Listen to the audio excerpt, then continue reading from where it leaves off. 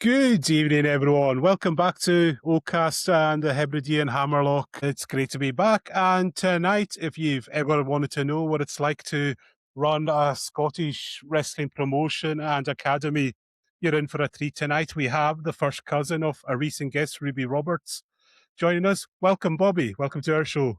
How you doing? I have no idea how to run an academy or a promotion. I just wing it. All right. I just guess. Like, Oh, you're in good haven't a company. clue. We wing it on this I throw podcast. shit on and see what sticks.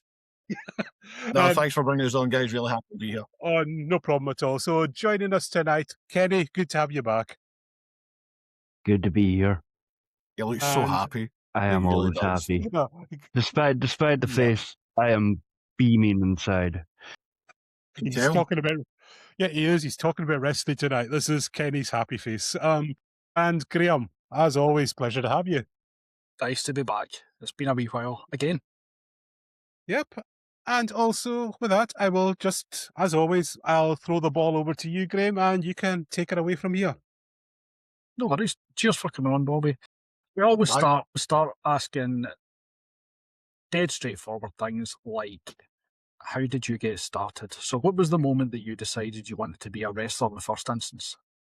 The amount of times I've answered this question with the same thing is unbelievable. So obviously, I'm 42 years old, right? So I look at wrestling the way I grew up personally. Years ago, attracted to wrestling through Hulk Hogan, Macho Man, Jake the Snake, all the big colourful characters. When I was a child, they were the biggest things on TV. And back in the day, at the Sky Sports, you had one channel of Sky Sports or Thompson Cable.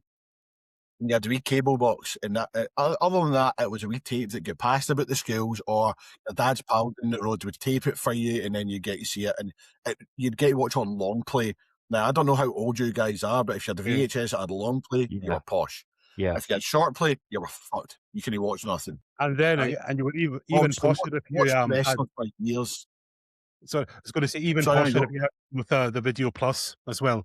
Remember Video Plus codes? Well, the one you would look up the TV listings and it had a number next to it. You could program it into your telly, and then the video and it. No, why? I would do Video Plus. Well, I used to put £1 in my TV to make sure it stayed on. All right, I'm that kind of scum. You put £5 in a week, but then once you finish, you could jar it open and get the rest back out. Anyway, sorry. So essentially, I grew up with wrestling the way wrestlers grew up, like with the fans. So back when I was younger, colourful characters, obviously you were attracted to the razzmatazz, and Hulk Hogan was brilliant, and Ultimate Warriors for fucking energy and all about the place, and then you realise it was cocaine. But then, like when I started growing up, primary 7 and like primary 5 to primary 7, it was the kind of new wave of the Bret Harts, Shawn Michaels, and the shit gimmicks like Duke the Dumpster and Mantar, and it's like at that point I kind of died away from wrestling. But I like Shawn Michaels and I like Diesel, but I used to watch Damien Demento. Sorry, but I don't want to watch Damien Demento. No, nobody would. And then like I'd watch occasionally WCW. My dad would go down to the video shop and they'd have this wrestling section, which was 4 videos, and it was always Rumble at the Albert Hall. Halloween Havoc 95, the one with Abdullah the Butcher getting electrocuted in the chair, or was that 93? One of them. The best of the AWA. For anybody in Britain who knew nothing about wrestling, you'd be watching Greg Gagne in his pants. And then I can't remember what the other one was. I've no idea. It was. I know the Red Rooster. I know Terry Taylor Red Rooster was on it at one point. So you're talking 92, 93 WWE, WWF kind of style. But then obviously when I got to high school and teenage years, Attitude Era, bang, there we go. Triple H, DX, Austin, The Rock, all that, and I'm just like, I want to be these guys. I live and die by Steve Austin. If you know anything about me and my wrestling career, I followed anything, I emulate as much Austin as possible in anything I do, whether it be promos, gimmicks. I mean, Jesus Christ, I've done a Steve Austin gimmick for about 3.5 years and made stupid amount of money off one impression. And as we went on, so like, you'll maybe remember a documentary called Beyond the Mat. Talking about it before you came on. Yeah. So Beyond the Mat, well, so it became a thing. Every Royal Rumble, me and my mate would watch Beyond the Mat, and this was in the 2000s Rumble that was on Channel 4. Mm. When WWE was on Yeah. Channel 4, they would get repeating bits and blurring out, like when people get bladed and stuff. We would watch Beyond the Mat, and then that. So I saw the backstage stuff. I saw this is what happens, the razzmatazz, not just the pageantry, but what goes into the actual promotion and the storytelling and the character development and the tryouts and all this. It's not just, oh, these people do this and that's their job. It's everything behind it. And that got my brain ticking so much. Now, unfortunately, back when I was 16 to 18, there wasn't many schools at all. And I had to wait a long time. I went into the army as well. So I went into the army when I came out. I met my wife and obviously had kids. And so I thought, right, I'm getting to an age now where if I don't try it now, I'm never going to try it. So April 30th, 2011, I walked into the Source Wrestling School and never looked back. It opened my eyes completely. I stopped being a fan of wrestling as such, as in I'm going to pay a ticket to see it. I became a fan of the art form. I became a fan of everything about it. I wanted to know everything from the booking to the politics, absolutely everything I wanted to know. I became a sponge and just soaked everything in, as much knowledge as I could find. And then by using that and my experience of like over the years, that's when I started to respect pro wrestling in 2006. And I've never looked back since, apart from when I retired for 3 years and then came back. But to answer your question, I go on tangents. That's what started everything Beyond the Mat. It's one thing being a child and watching wrestling and you think it's like cartoons, but then when you become a wee bit wiser, a wee bit older and understanding, it's not just black and white. It's a cacophony of colours, it's technicolor, and you want to see every colour of that rainbow. That's what wrestling is to me. It's a rainbow, it's never ending colour, there's always something different. It's not just one way and that's it. It's the way I look at it and the way I coach. Now, so many things are there for people to do and see and learn and just be part of, if that makes any sense. It does. Somebody's asking questions. Cal, is that Robin that's come in with a question? Yeah, that's Robin. Say hello to Robin, our editor. Hi, Robin. Hello. So have I to answer that?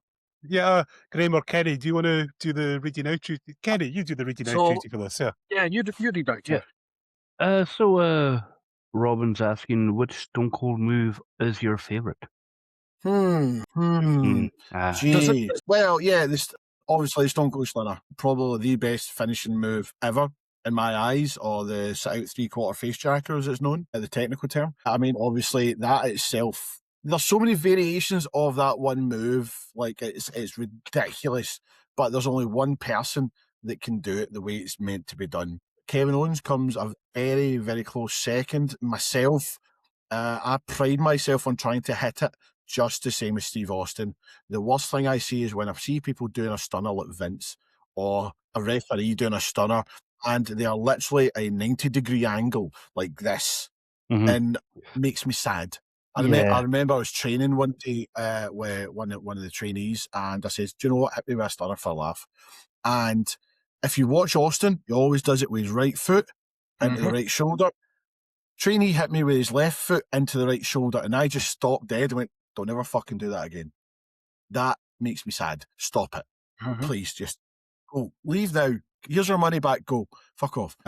He still brings it up to this day, actually. Every time I see him, it makes me sad. It makes me broke. But yeah, the Stone Cold Stunner, I mean, I love the Thez Prez just for the sheer just bang velocity. I mean, I use that as part of my moveset. I use the Thez with the fists and the elbow and then go for the stunner and they push me away and it's like, oh, you bastard, I nearly got you. Just for that wee bit of storytelling, that foreshadowing of, oh, what's he going to hit? I mean, don't get me wrong, there's other ones as well. Like Austin used to use the cloverleaf years ago, and then there was obviously the stun gun when he was stunning Steve Austin. The stun gun was beautiful, and see when it was done right, it was disgusting. Just like, you're like, fucking hell, he's actually hurt. But definitely the stunner by a mile. The stunner, he's never had to change it within the WWE. Obviously, when he came in as ringmaster and he was using like the $1 Million Dream, you're like, but you look at every other wrestler, right? that's been part of that era, 95 upwards, Austin is the only person who's really kept the same finish, and that's it. You look at others, like Taker would use the Last Ride, Hell's Gate, right? Then you look at Triple H at one point used to use a diamond cutter. Mhm. Years ago, diamond Yeah. cutter, then he moved to the pedigree. Like Jericho was a Jericho, then you've got the code breaker, stuff like that. There you go, stun gun was brutal. It was. So stuff like that. But no, definitely stunner. By far the stunner. I've hit some stinkers in my time, but I try pride myself to get that bang snap fast as you can. And then it depends on the opponent when you kick them. Sometimes they just stay down and they don't come back up so you can catch them. I remember wrestling Keith Ness and they gave I think it was Kitty Trouble a stun, and she was like this, just shat on me. Fuck you. But again, not a lot of people watch a lot of wrestling, so yeah. But yeah, stunner. Who takes it better, The Rock or Scott Hall? Scott Hall. Well, here's the thing, right? You're starting. I believe when you take a move, you should sell it accordingly, right? So The Rock would always do the backflip because it was a pop. He used to try to break Austin with it. That was the whole point. So how ridiculous can I make that? So the whole thing with Scott Hall doing it, obviously, folk forget that he gets stunned first and then pop back up, and then Austin went for the big one, for the end one. One of the best stunners I've ever seen was Austin versus Bischoff at No Way Out in 2002 when he came back, and it was the last stunner he hit on him because as he hit, he turned and just popped him. But I genuinely think the best person ever to take a stunner is Kurt Angle. It's just the way he goes down and he goes. It just looks so good, and it looks legit. If you can make the sell look legit, you make the move look legit. That's the way I've always done it. Like today when I was training, I was trying to we were doing back bumps, and I was getting to sell the back bump where they would hit. And a guy sold the stomach, and I'm like, right, you've just took a back bump. Why are you selling your stomach? And it's not wrong. It's like when you explain what you think. And he's like, oh, no. I was like, well, you fall backwards. We get to hit your head, your back, your arse, your kidneys, sell that. Sell according to the bump. And The Rock oversold it because it was funny. Scott Hall had done it because it made sense on a big stage. But Kurt Angle, by far, he takes it the stunner the best. Out of everyone you've seen, who, other than Austin, who would you say gives the best stunner and who would you say gives the worst? Other than Austin? Jesus. Because, like, every time I see The Rock... Yeah, I mean, Kevin Owens, obviously. Yeah. Kevin Owens gives a really good stunner. Obviously, that is his move. But if you're talking in the sense of somebody that doesn't really do the move and is using it as a kind of a fuck you or let's do it, pop the boys kind of shit. Oh, God, there's a question. I mean, The Rock during the WrestleMania 17 feud would give a stunner, but it was his kick was always kind of flicky. I hated The Rock stunner. And he would come down with one hand. I hated rather than coming down with the two. Yeah. Yeah, I hate this. Ooh, horrible. Vince always gave a terrible stunner because when you played like SmackDown 2, for a prime example, he would do his version of the stunner, which is just kick, fall straight to your ass. Anybody who knows wrestling, you pick a cheek and you go one side. You don't go flat your ass because your tailbone's fucked. But I mean, I've seen some rank stunners like on the indies. Just the referees doing a stunner just because it pops the crowd. I'm not a fan of it. It doesn't make sense. Sometimes you'll pop the crowd. It's funny, haha. But then, and I know that'll get me a wee bit of heat. I don't care. Fuck it. If you want to do a stunner properly, learn to wrestle. Simple. Referee's there to referee. Yeah, I mean, the thing is, folk don't realise how important a referee's role actually is. They are the third man in the match. Things go wrong, they're there to help, you know what I mean? But at the same time, like, if it's just to kind of pop the crowd a wee bit, I can understand it. Just don't make it look like shit. That's my thing. If you're going to do a move, practice it. Don't do it because it'll pop the boys or it'll pop the crowd. You know what I mean? It's like, like, fuck. Who hit one? I was watching one the other day, and it was Sami Owens versus Sami Zayn versus Ken Owens on a house show, and it was the ref, Jessica, what's her face? I can't remember her name. Jessica Carr. Jessica Carr, and it was Sami was just messing about with the ref, and the ref got pissed, hit him with a stunner, but it was like, And Jessica Kerr's a wrestler.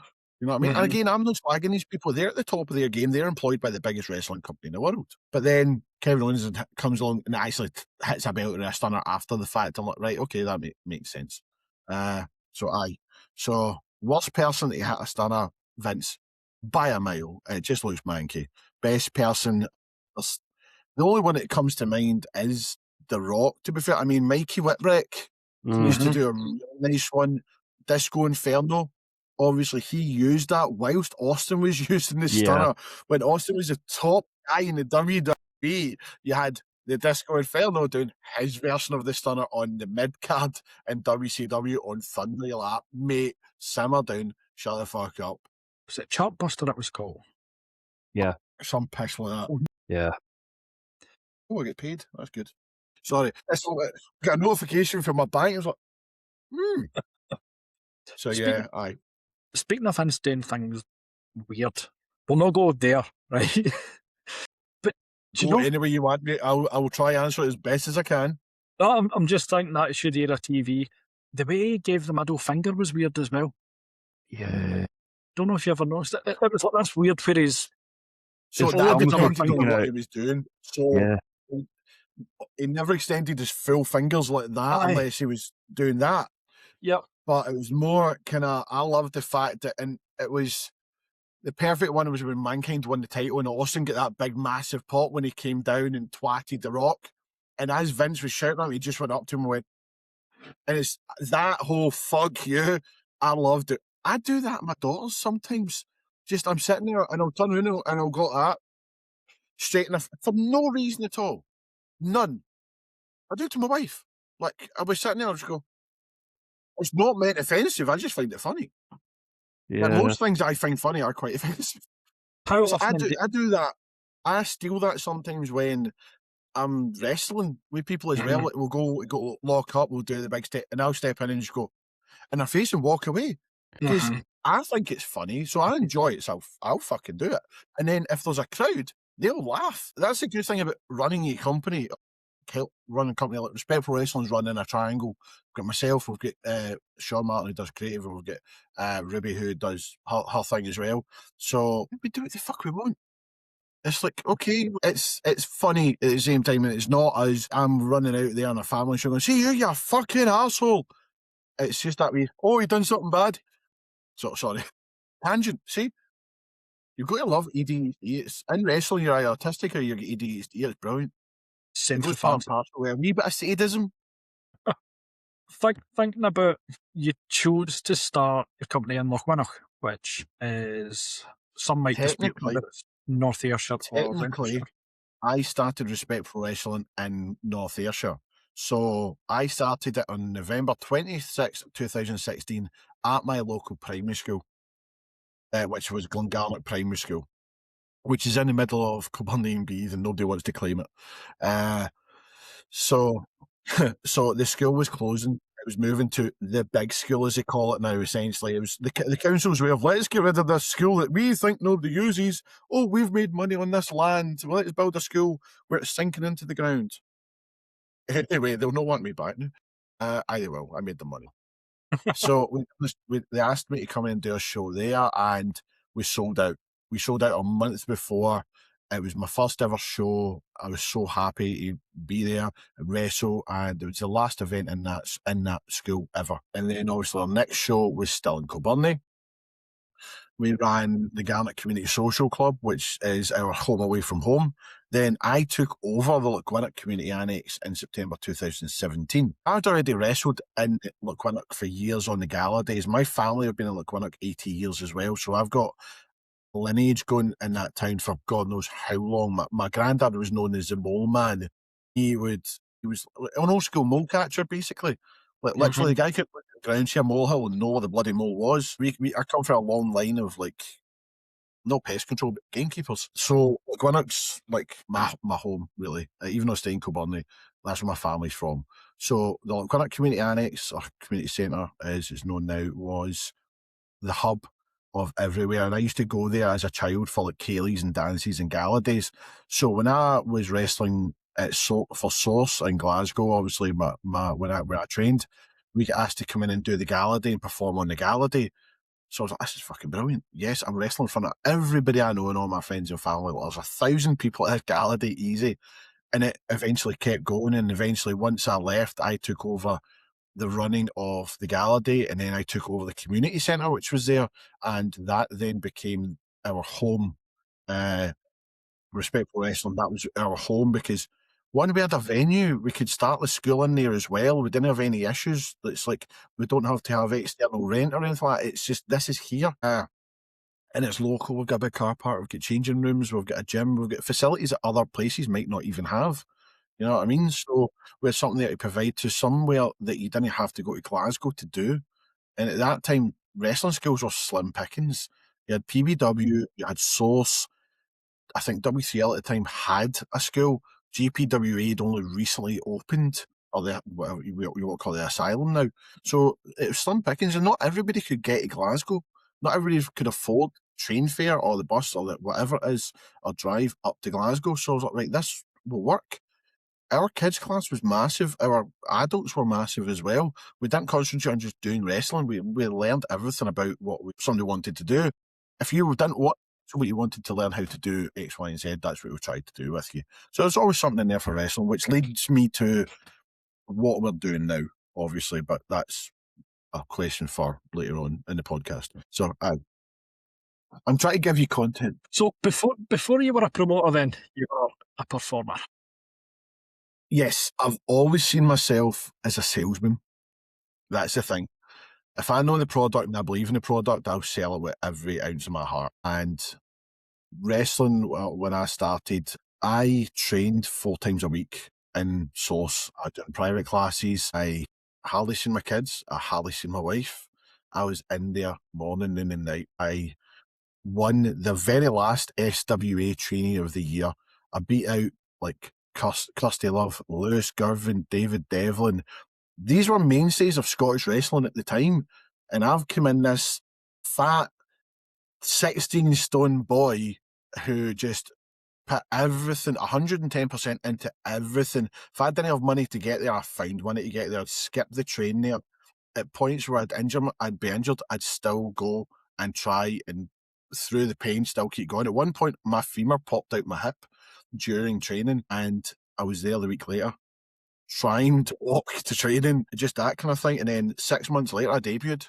Like, I get trained by Damo, but Kelly and Dane, Big Damo, and I knew there was shows coming up in Ayrshire at the time. There was a show in Coinning, and I asked, what's the chances? He says, no, they knew. I was like, right, cool. What about Bees? I knew Bees was going to be in November. I says, I could sell tickets for that if I'm on it. He says, if you can prove to be on that, if you 100% believe that you're going to be ready for that, that's a goal. And yeah, we did.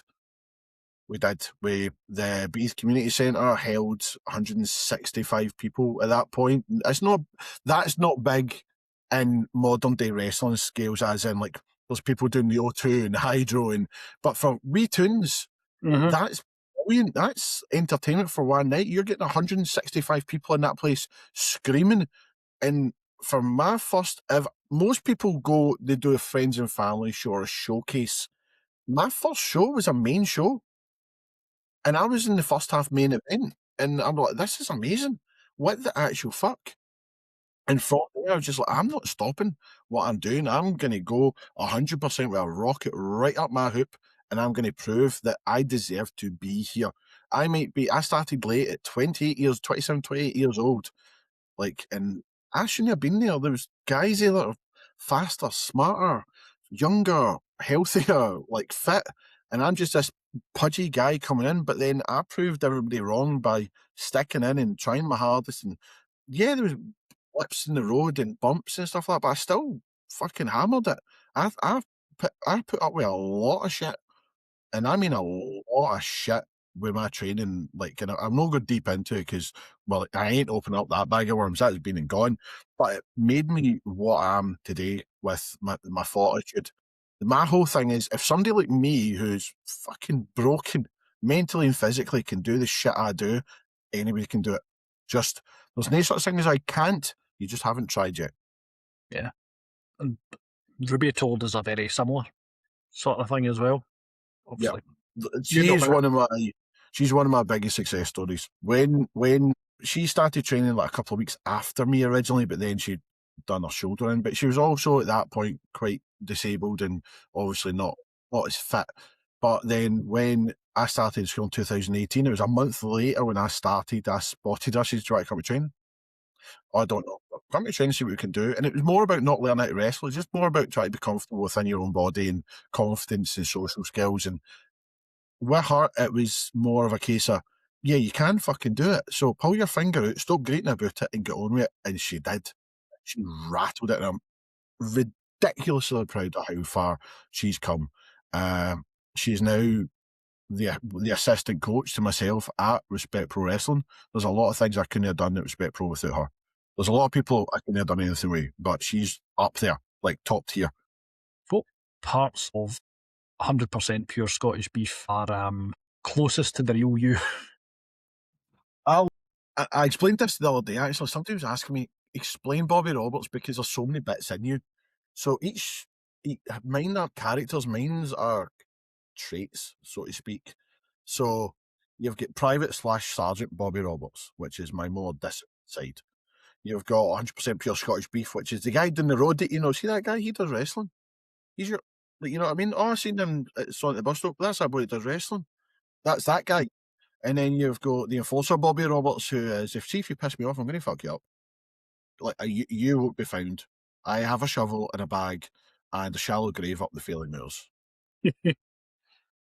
That's that guy, you know what I mean? And then you've got Stone Cold Bobby Roberts, who I have no idea what happened with that. That was just something fun. It grew legs and ran.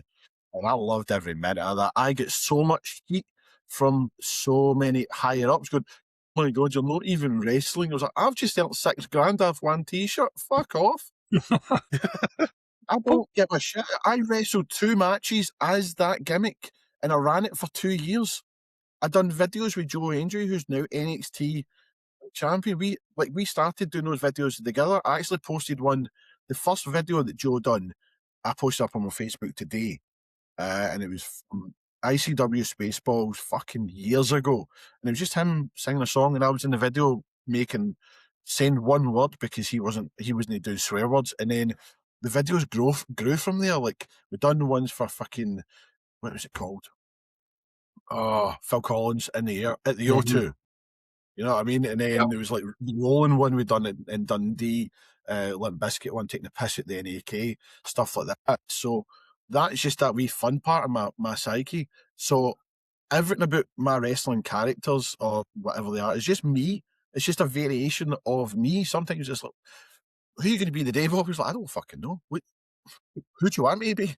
And I'll turn it up to 11. So like, there's nothing about me personally that I do in the ring that isn't me. It's just what mood am I in the day? Yeah. Was the In the Air Tonight one, was that the one where, was it Ravy Davy was the gorilla? Nope. I was the gorilla.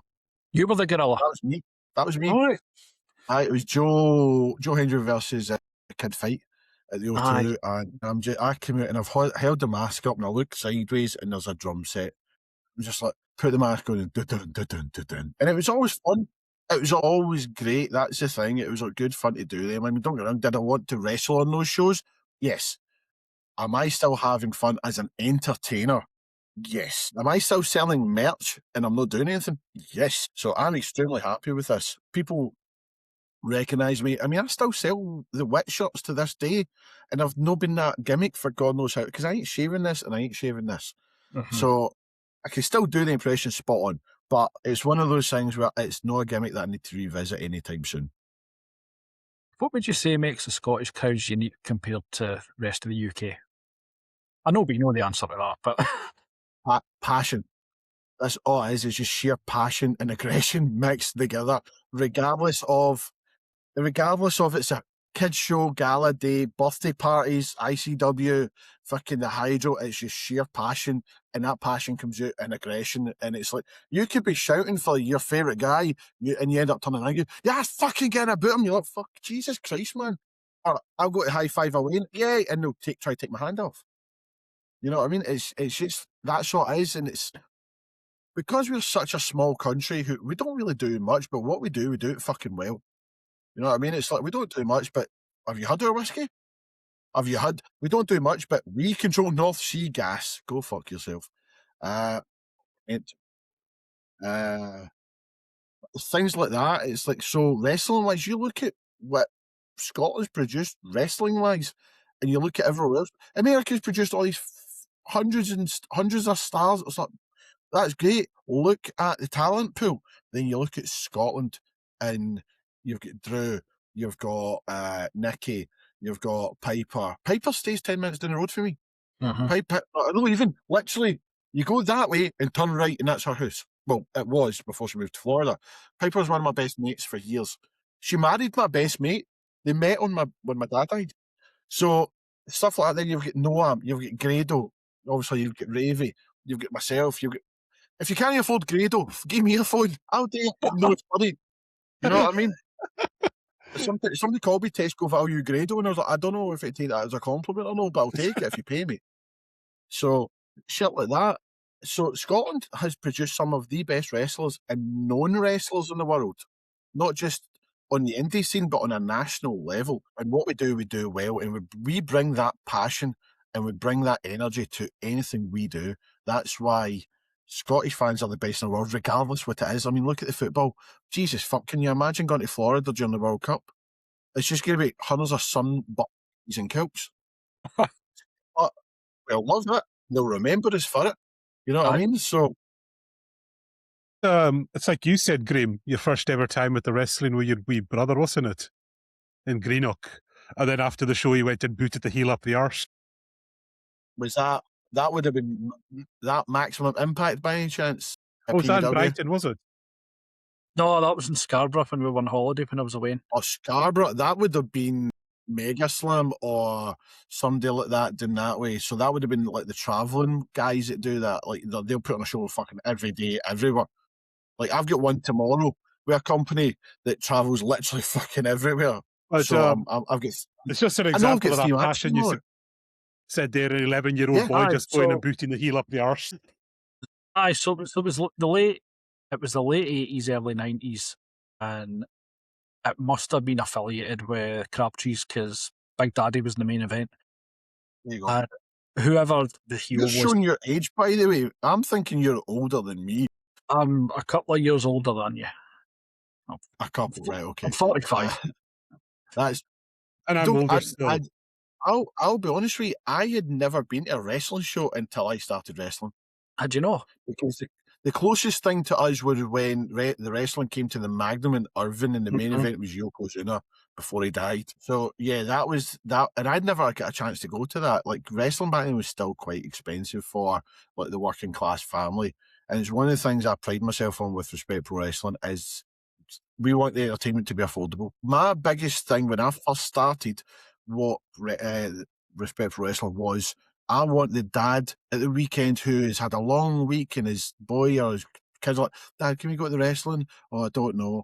And they see that our prices aren't ridiculously overpriced. You can come to one of our shows with 30 quid and walk away with change for a family of 4. And it's not that we're in impoverished areas. It's like everybody should be allowed to see wrestling. I'm sorry, if you're paying £25 to go to a working man's club to watch a show, just no, that's greed. That's sheer greed. I'm not in this business for money at all in any way. I'm in the wrong fucking business if it is for money. I'm in the business of making people happy. I'm in the business of entertaining people and trying to make a difference in somebody's life. Just that one person who smiles and they can turn around to their parents and go, oh, I really loved that. That was great. And I've made their day. They could be getting bullied at school all week, and then that one thing has made such a difference, and that's it. Yeah, and then the other end of the scale, you've got TKO and their stupid pricing. Yeah, because I was going to say it's similar to what the whole Spirit of Ocon is. Like, it's only like a 5 or a 6. You were a punter last year, Graeme, were you? Or was it the year before? No, I was a volunteer last year. The year before, I was you a punter. You always been a volunteer? I can't remember. Have you been as a punter? Yeah. No, I've been as a punter. I think it was 8 quid. Yeah. So like our con is 8 quid for the day. And it's like we don't actually make any profit really. We're a non-profit con. So it's that thing. We just think this should be accessible to everyone. Exactly. And that's the way wrestling is to me. Yeah. It brings me to what we're doing with the academy right now. So we've opened the doors, and I wrote a syllabus. Essentially, it's based on modules and everything to do with wrestling. I'll send you a copy, you can read through it. It's my baby. Literally, I've sent this to some of the higher ups in Scottish wrestling, and they've thought this is fucking amazing. Wow. So what we're doing is we're opening the doors to everybody and anybody, regardless of anything. So there's no what's the word I'm looking for here? There's no blockages or anything like that. It doesn't matter if you've got money, your ethnicity, your gender, whatever. Who gives a fuck? Come in. It's for everybody. Classes are free. We don't charge for the class. We have a yearly membership. It's 75 quid for the full entire year, but with that, you'll get an education. Not just come in and do some bumps, I'll show you some cool moves, and I'll put you on a show, and then I'll use that to get ticket money based on who's buying tickets after you. No, doesn't work like that for us. We give you an education on everything. We give a pathway for different things. If you want to be a hobby wrestler, an actual wrestler, referee, graphic designer, audio technician, camera guy, everything, we will bring somebody in. So the main coaches is obviously myself. I've got nearly 16 years experience. I've done over just under 1,100 matches. I've held 27 championships up and down Scotland. I've been coaching for roughly 10 years in wrestling. However, I've been coaching for 20 years throughout different schools, different sports. So I bring a wealth of different knowledge into it. I've got a knack of explaining things that other people's can't. I find what works for you, not just, this is the blanket of things, this is how it's done, and that's it. It's like, right, okay, how would this suit you? Maybe we'll try this, and it works. Fantastic. How do we then integrate it into X, Y, and Z? So I've got a thing in the centre. It's a big whiteboard, and I call it Wrestling 101. You can do all this. You can be on a show. We add in bits after the fact. It's the same with like the graphic designer. We'll bring in somebody for the graphic design who can show you how to make your own stuff rather than having to go out and pay for a graphic designer to make stuff for you, which is fair. That happens, and I'm not trying to steal anybody's job or take money out of somebody's pocket. But at the end of the day, see if you can do it yourself and do it just as good. Why would you not? You know what I mean? So same way we're doing announcers, we'll bring somebody in to teach somebody how to announce properly. One of the biggest ones right now is people want to learn a lot about storytelling and story writing, which is all the creative stuff. We've got an improv actress coming in to help us. Yeah. So we've got links to local groups as well that will come in and teach. So Saturday and Sunday is our ring time for the kids. Kids, we don't teach moves. We don't teach moves. We teach fundamentals, basics, confidence, and social building. And in between, we'll show them how to do rolls properly and how to bump, but only if it's acceptable, as in the sense of we don't do anything without a crash mat for age 8 to 12. We do have a teens class. Unfortunately, the teens didn't turn up the day. However, our adult class is 16 and up, and that's fantastic. What we've done today was great. We sat them down, we explained the pathway of what we're doing, and we asked each individual person, what is your pathway? What do you see yourself wanting to do? Have you got a timeline, X, Y, and Z? And we work towards that. Not just, this is a group, you're all doing the same shit. That's it, done. Pay me, I'll see you next week.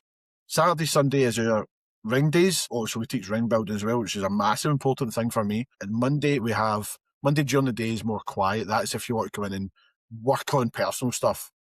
And then Monday night is classroom based. So we've got the ring up, but we don't do anything physical.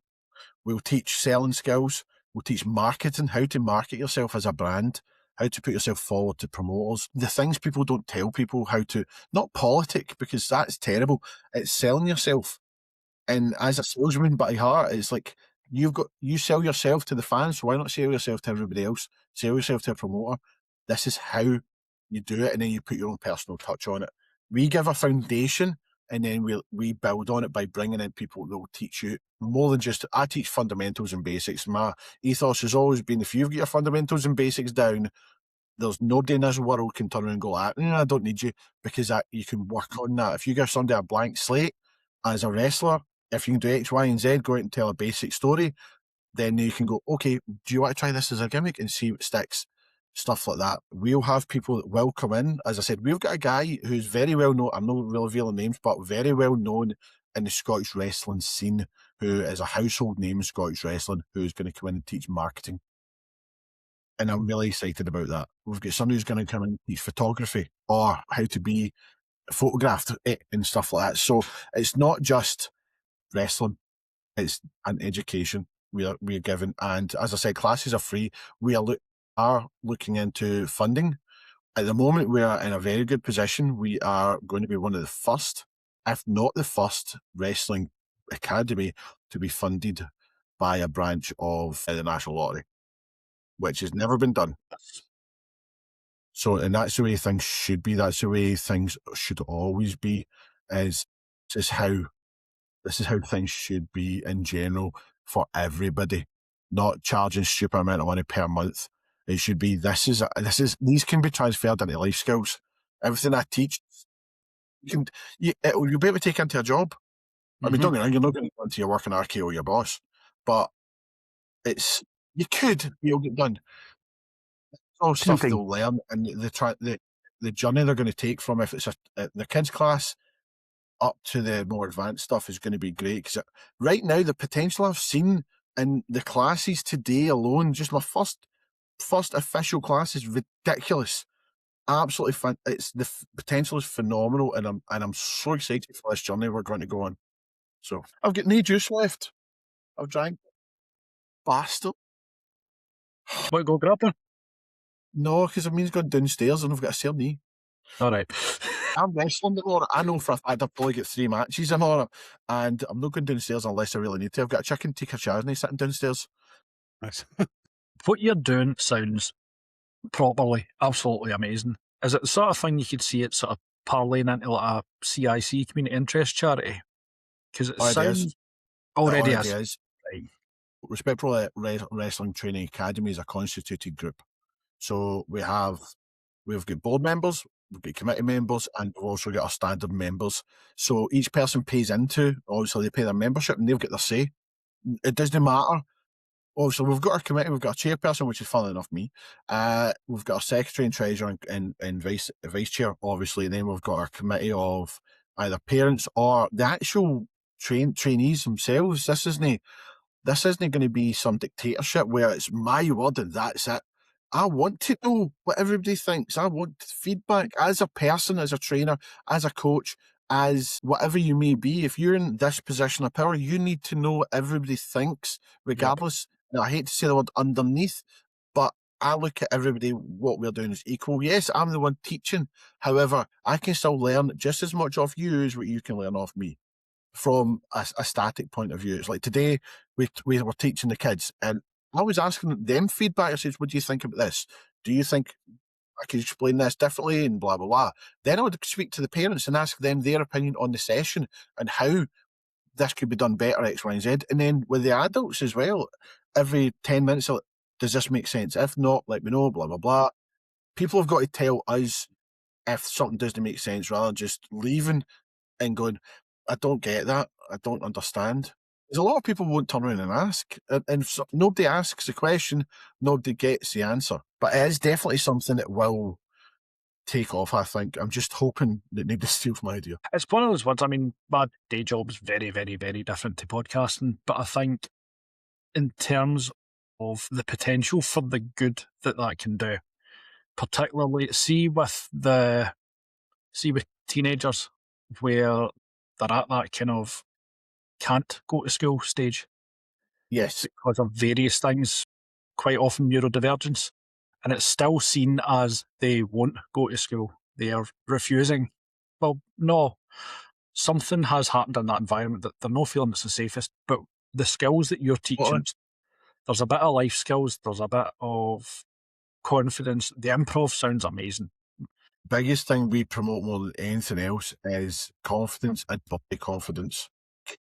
I know you look at me and I'm 21 stone now, you know what I mean? It's like I was never confident in my body, but I'm like, do you know what? I can still do most shit that other people can't.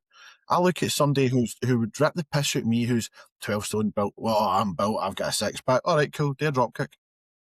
Can you leap 6 foot in the air? No.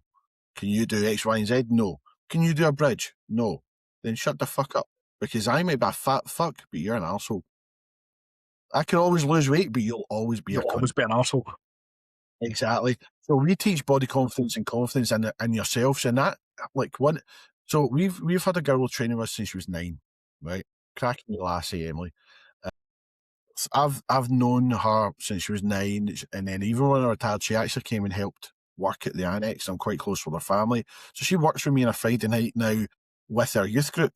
So, but even through that, she's grown the confidence to now start work with, obviously, with myself, for example. But even at school, she's grown more confident, and she's a completely different person when she was 9, 10-year-old. Now she's 16. So I see the difference in there and what she's going to be and what the potential she's going to have as well. And that's through wrestling. That's through teaching the confidence within wrestling to go, no, you can do this. It's no such thing as, oh, can he? You know you can, you just haven't tried, right? And when you try, what's the worst that can happen? You fall over, you just get back up, or you break your leg, heal up, back up. But it's teaching that confidence within people that they're able to do something that they don't think they can, whether that be wrestling or talking in front of a crowd or putting yourself forward for a job, for example. Because people don't realise, when you send your CV out as a wrestler to a promotion, you're essentially applying for a job. And as a promoter, you are an employer. And it gets to me sometimes when wrestlers go, I'm not doing this because blah, blah, blah. So, all right, cool, fuck you. I can get somebody else because I'm an employer. You would never go into your real job and go, I'm not doing this, because you get sacked. Same thing with wrestling. It's about teaching. One of the things we teach is respect as well. Respect for yourself more than anything else. So confidence and respect is the biggest thing we teach, and regardless if it's wrestling or not. Yeah, I'm totally behind everything that you're saying, Bobby. Life sort of 15, 20 years ago, I was shit scared of public speaking. Absolutely terrified of it. But I had things coming up where I knew I was going to have to do it. Some of them were conference stuff for my job.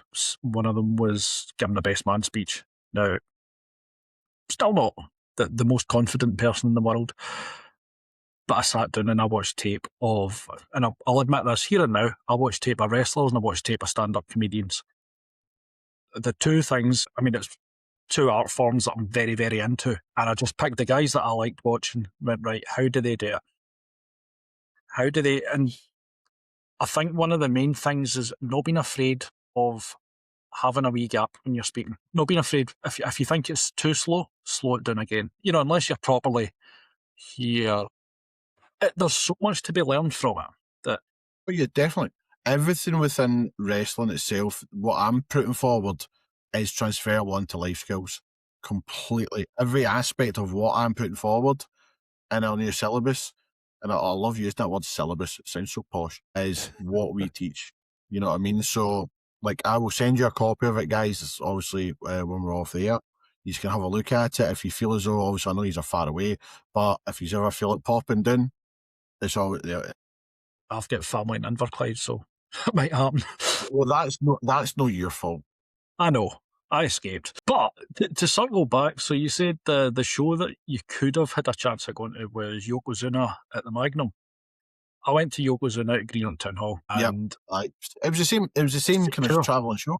Same show. Every finish was a powerbomb. It was weird. Aye. But the things I remember about that was we were up in the balcony in the town hall, but there was a bunch of kids that between every match they would go in, they were rock bottoming each other. It was typical Inverclyde crowd, right? You couldn't take them anywhere. And at half time, the wee promoter guy comes out and strides in there. Right, that's enough. Calm down a lot.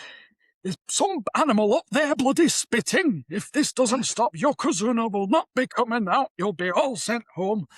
It was magic.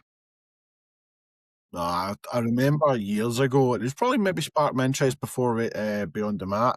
I went to Skegness with my mate when I was 13 to Butlins. And obviously, in every Butlins, they had wrestling.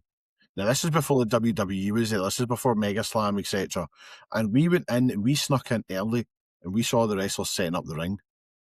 And that straight away, I call that the Santa Claus effect. You know what I mean? It's like kids will believe everything, but then when an adult sees it, it's like, nah, I never use the F word when it comes to wrestling. But when I seen that, I saw the other wrestlers and I goes, oh, I seen him, because we seen the show before. like the day before, like, this is great. So we snuck in to see it again like the next day and went, he just wrestled him yesterday and they hated each other. And then I saw one guy putting on his costume and he was the Red Power Ranger versus Spider-Man. And I'm like, it's blowing my mind a wee bit here, but then at the same time, it's intrigued me going, put my doors open there. But so that kind of sparked my interest a wee bit back then, but it must have been more subliminal because obviously it manifested into what it is now. So. Oh, do you know, I was at Butlins Skegness when I was, 10, 12? One of the two. It was either the year before Scarborough or the year after, so I know exactly the bit that you're talking about, you're going into. What year was Rocky V out? Because it was that year. Because that was the film that was 91? on, and I watched it. Right. Right. Well, I saw that movie more times in a fortnight than I think anyone's ever seen it. It's Rocky V, it's not even a good one. Are there any of the Scottish promotions, other indies, that you feel are doing things well in the same way that you right. guys are? There is plenty. Like, so there's a difference between doing things well and doing things correct, in my head. However, punters don't care about that. Like wrestlers, and I hate to use the word punters, but fans, I just want to say the word wrestling. Wrestling is a word that sells. You go see wrestling. That's it. Professional wrestling. Like I've got to give my hats off to Community Pro Wrestling. They're putting on fantastic shows all the time. They're doing a great job. Attitude Pro Wrestling as well, doing the exact same thing, and they do the exact same as us. They're bringing wrestling to areas that never really had it that often, and it works. W3L, hats off to Mike Musso at W3L. He's been gone for 20 bloody years, man, like promoting, and I love working with Mike. He's up and down the country all the time. W3L, the fact he's still here after so long has been great. SWE up in Dundee. I've just went back to wrestling up there for the first. I've not wrestled in Dundee for God knows how long, and I get brought back in to do their fast track rumble, and I thought that was just me, just a rumble spot, and then I've been brought in again, and I've just wrestled Rory Shaw, and then I'll be brought in again and again and again, and I'm so excited to work for SWE again. So those are my list right now. That's my list of companies that are doing brilliant. They're doing it the right way. They're doing what's right for the fans. And at the end of the day, that's what we do it for. Who's the unsung hero of Respect Pro? There's a few. So you get behind the scenes kind of stuff, obviously. So straight away, Sean Martin is the longest. He's the longest tenured there. He appeared second week of training back in April 7th to 18. He turned up, this wee sweaty, and you know when we saying this wee sweaty teenage boy. And I got to watch this boy grow up into a man properly, and he took over. But when I retired, he kind of brought it back, and then I've been brought in to help out kind of thing as well. And he's now doing the creative, and I do the promotion kind of side of things. And then Rubi, herself, she's my right hand completely. Has always been and will always be from the get go. She gets stuck in every time. She helps me more than anybody else. She's in there before training to set up with me to tear the ring down. Sometimes it's me and her. She drives the van, she posters, she literally does everything, and she doesn't ask for nothing at all. She came back to Respect and she was not expecting to be on any shows whatsoever. I mean, me and her actually, when I retired, me and her fell out. We didn't speak for 3 years. I mean, I'll not go into the nitty gritty and stuff like that, but I wasn't in a good place mentally. I locked a lot of people out of my life when I retired. It was like a death to me. Yeah. Basically, my father passed away and I'd done some really silly stuff. I didn't take it well. Obviously, it affected the training school. It affected the promotion. Eventually, it did cost the promotion. That's why I retired. I wasn't mentally and physically fit enough to do it. Eventually, I sorted myself out and I'm back again. Me and Ruby are talking again. It's like we just went from where we stopped. You know what I mean? So that's what now. So Ruby and Sean. I will say as well, Christopher Saint, he is the devil on my shoulder. Literally. I hate the man, but he's my best mate. We will happily kill each other. We will end together. It'll be like Tom Riddle and Harry Potter. We will go together completely. He is 412 years old though. Listen, he's a person in my ear that keeps me right. If I'm writing a show, years ago we were writing a show, and he's like, Bobby, this makes no sense. I was like, I don't care. No, shut the fuck up and do it right. He's the only person that's argued with my mum. And my mum used to be in charge of the budget and stuff like that years ago. And my mum knows fuck all about wrestling, doesn't care. She used to call Scotty Hottie Scooty to Hootie for some reason. And the one with the eyebrow and all that. I'm like, Mum, what is wrong with you? My mum is one of the most feared people in Scottish wrestling. She's like a dementor. She'll walk into the room and everything gets fucking cold. But there's only one person that's really argued with her, and that was Christopher Saint. And he came away unscathed. And my mum has a respect for him, so at that point. But no, he is the person that sits next to me on my shoulder and keeps me straight and narrow. He's actually saved my life a few times. So I'll be ever for grateful, and I will stab him eventually. And he knows I mean that with sheer love and disdain. Yes. What would you say is the thing that fans misunderstand most about either being a wrestler or being a promoter or running a promotion? Apart from everything. Some fans seem to think that they know everything that's going on because pals with wrestlers essentially on either in social media or real life, or I know this guy because he works in Greg's and that kind of thing. They seem to think they know everything before it's going to happen. And I hate to use the word mark, obviously. Like, just be a fan, enjoy it for what it is, entertainment. Don't think you know everything. Don't think you're part of the show. But at the end of the day, be part of the show. Yeah. You know what I mean? Be part of the audience. Don't think he meaning that to me. I remember years ago, and I kid you not, when we wrestled at ICW, there was a fan who used to wear wrestling boots because it was just in case she was needed. All right. Yeah. It wasn't even wrestling shoes. It was like Lonsdale boxing boots. Because a lot of trainees will wear them just to, like, they're good ring boots, good starter boots. But she would wear them to shows. And it's like, I think she'd wear one of the wee hats when she was going on a flight, just in case. probably. Just in case the pilot needed. Like Peter Cech for Chelsea would always wear that wee cap in case he hurt his head. That was like yellow bus kind of stuff. So it's like, be part of the show, but don't think it's all about you. Don't think just because a wrestler will message you or you message them, they reply back. Don't think that, oh, we're best mates now. It's like, we're people as well. It's like, just let us do our jobs and entertain you as best as we can. And we'll try and make the experience for you memorable. That's my biggest pet peeve is like, mate, simmer down. Like, calm the fuck down. It's like, just enjoy it for what it is. Don't be that guy.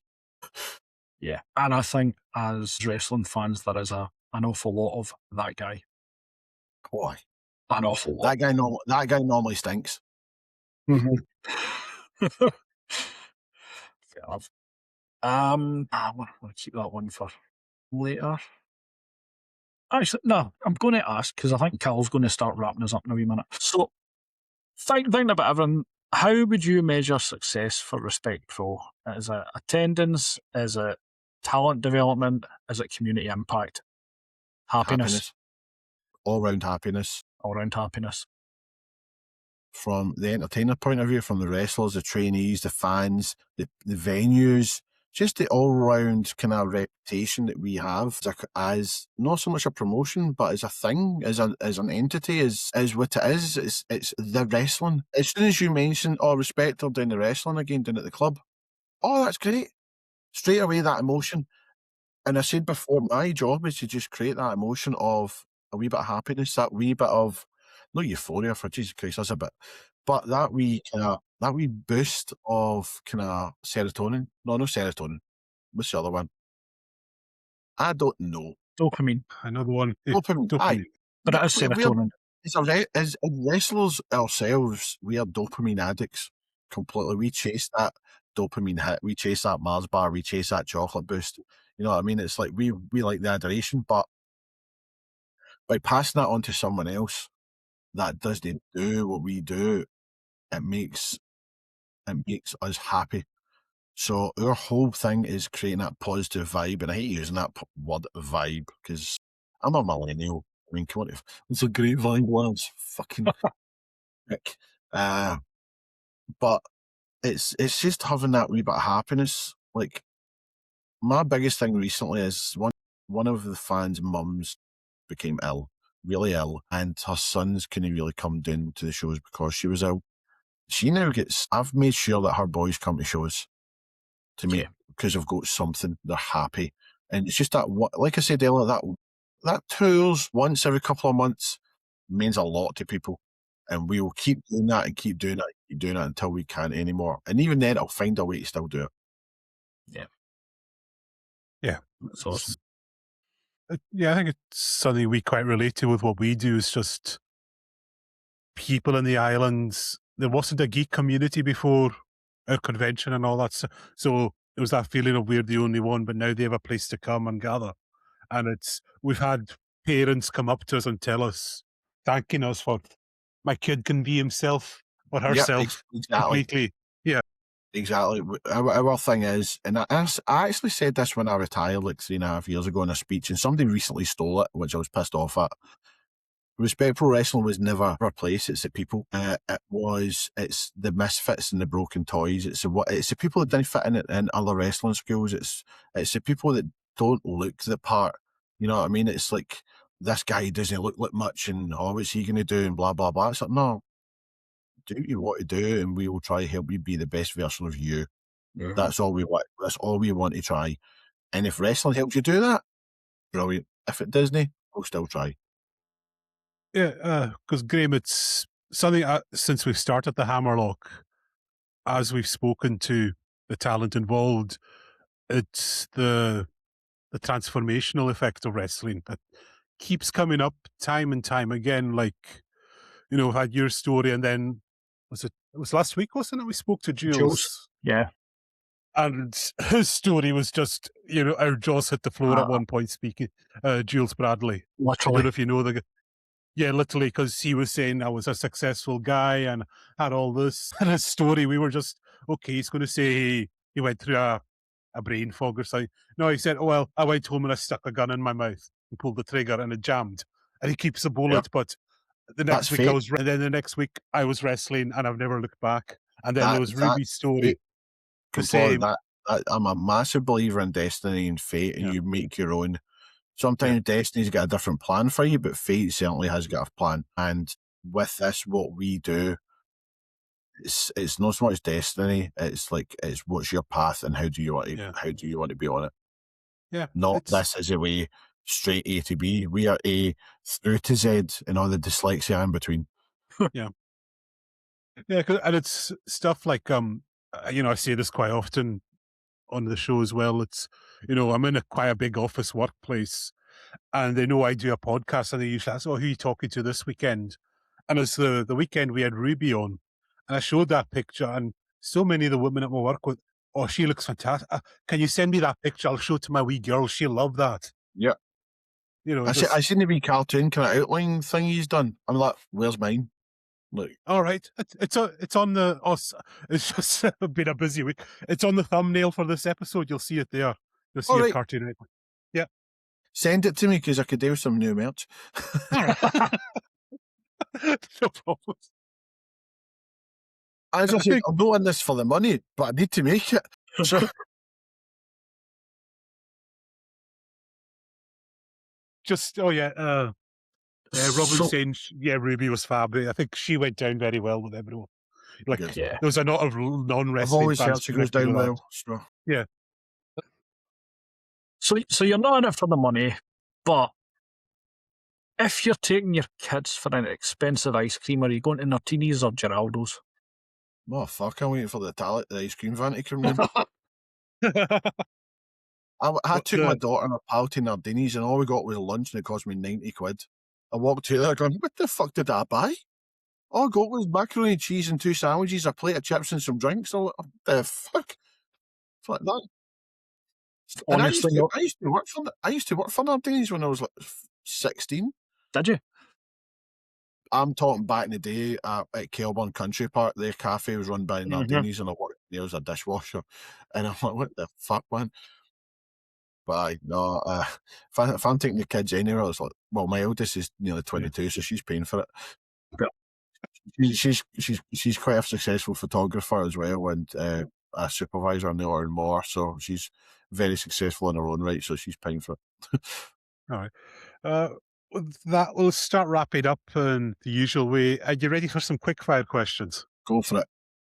All right. If your entrance music had to be replaced by a kid's TV theme, what one would you choose? Playdays. What's the most un-wrestler snack you've had before a match? Spare ribs. If you Did had you to not? tag, The ribs. if you had to And do I a get tag, I get bollocked for that from Demo. But Mark Coffey and Rampage Brown went, fuck it, let's have a rib. if you had to tag team with a household appliance, which one are you going with? A blender. All right. What move name sounds way tougher than the move it actually is? Well, mate, the rock bottom, it just sounds slightly homophobic. I'm gonna hit you with the rock bottom. Are you now? I think you find that up. If your wrestling gear turns sentient, what's the first thing it's going to complain about? Wash me. Use talc, please. My ring gear's been sitting in my bag since last week, and I'm wrestling tomorrow. I don't even have time to put it in the washing machine, and I'm doing 3 matches. That's going to be great. If you had to cut a promo using only lines from 80s action film, what's your opening line? Straight away, it's Natatoma. Which past or present wrestler would be the worst babysitter? Oh, that could be really dodgy, that one. Oh, jeez. There's no holding this back. Yeah, are you going there? Funnily enough, I we went played there. his entrance music during the warm-up today. Somebody goes, that's a great song, and I'm like, It's a banger. it is? I'm sorry, but it is. It's what a tune. Well, to not go down the obvious route, obviously. Should have tapped, I'm just saying. I'm just trying to think. Maybe Jimmy Snooker, maybe? Snitsky, Yeah. he did kick a child. Snitsky. Let me go. Snitsky, I'd probably say Snitsky, yeah. Yeah, I should have realised wrestling and childcare questions leads to an obvious. Yeah, especially in Scotland, with childcare in Scotland. If your finisher had to be named after a Scottish biscuit, what's it called now? A Scottish biscuit. Cluty. It's technically not a biscuit, but What's Oh, the the most cake. ridiculous? What's the most ridiculous thing you've been genuinely afraid of in a pre-show on pre-show, or in the locker room? on the locker room, oh Christ, my mom walking in. I'm not joking. I'm not Yeah. kidding you. There was a room full of wrestlers before a show, and my mum just walked straight fucking in to look for me, and I'm just like, "You all right?" She was like, "I need to talk to you." I'm like, okay, in front of everybody, and everybody's just like, "Fuck this shit." What? She didn't care.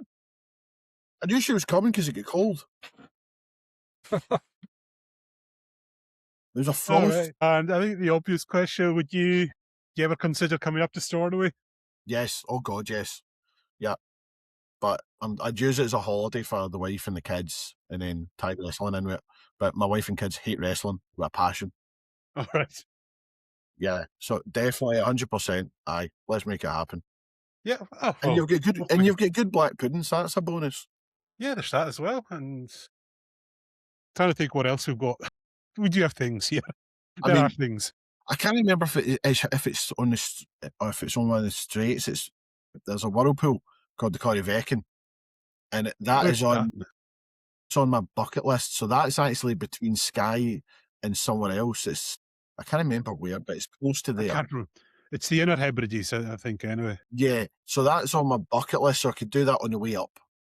My dog's actually named after it. My dog's name's Corey, and I've got an obsession with whirlpools for some reason. It's autism in me. Yeah. I don't know why. I'm Aquarius. I like anything to do with water. If it's the beach or whirlpools or possibly man-made floods, I find it quite amusing. And if anyone wants to reach out to you or to respect, Carrier how can pigeon. they get a hold?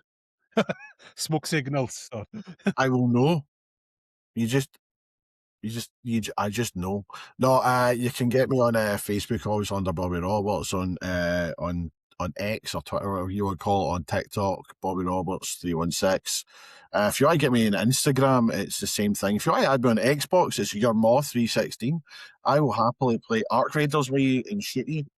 So that's a good one. Honestly, it's been your Moth 316 for a while. So I really need to change that. But yeah, any social media, it's just type in Bobby Roberts and it'll probably be there, but you might get also Bobby Roberts Circus, which is not me. Right. Yeah, he get done for Really? damaging the elephants, and why'd you call yourself Bobby Roberts? I was like, well, nobody in their right mind would call their child Robert Roberts. But Bobby Roberts is just a piss take. What is it? It's like, there's not that many Bobbies and Roberts, but Bobby Roberts, it rolls off your tongue. All Mostly for the right. comment. And we'll go Graeme and Kenny. Last thoughts there. It's been an absolute pleasure. It's been a very, very Thank you. quick hour and a bit here. And genuinely, if I'm down the road and there's a show on, I'm coming. 30th of May.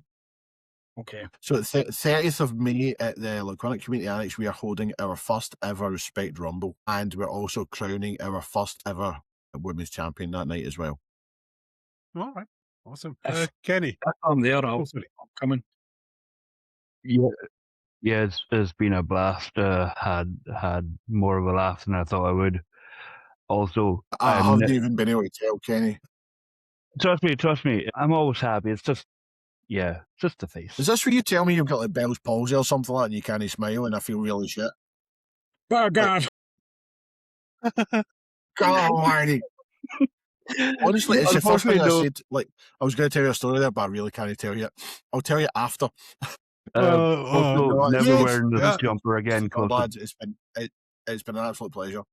yeah, Kenny's got quite the wicked sense. There's things I could tell you about some of his answers and some quizzes that are, we won't say in here. He's gone to places that everyone was like, what the hell is wrong with you? But we'll save that for another time. But no, Bobby, it's been an absolute blast. Pleasure to have you. Thanks very much. yeah. And Pleasure. thank everyone for tuning in and like, subscribe, follow, all that good stuff. And we'll see you again. Our next Hammerlock show is William Regal retrospective. So some good stuff there. I was his bodyguard once. But yeah. There you go. Yes. When he done his speaking tour around about Britain. He gave me seaweed once. Yep. So there's a story from another time. All right. And I know what you were gonna remind me to say there. Support indie wrestling, as we always say at the end. Go and support your indie wrestling wherever you are. Right. Thank you, everyone. Good night, and we'll see you all soon. Cheerio.